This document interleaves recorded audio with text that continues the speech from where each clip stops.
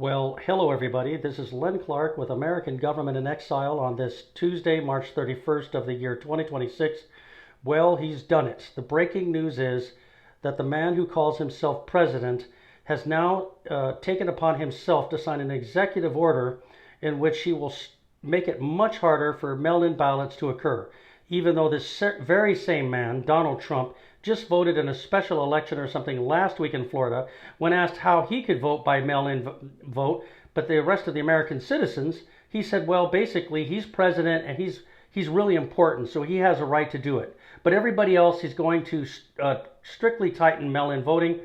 The other people in opposition to this are stating this is clearly unconstitutional. It is up to the states to regulate their voting. It's in the Constitution.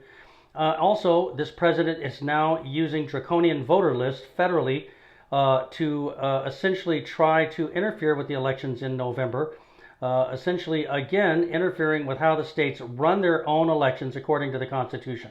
It is very apparent now to the critics and others of this man who calls himself the president, Donald Trump, that he is doing anything along with his own political party, because most of them have not spoken out against what he is doing, to stay in power.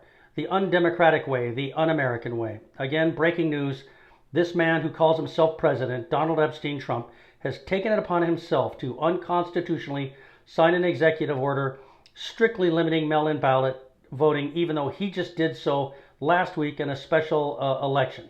Again, this is very bad news for the Constitution and the United States of America. Unfortunately, we have a man and one political party who will do anything, apparently, as it seems, to stay in power.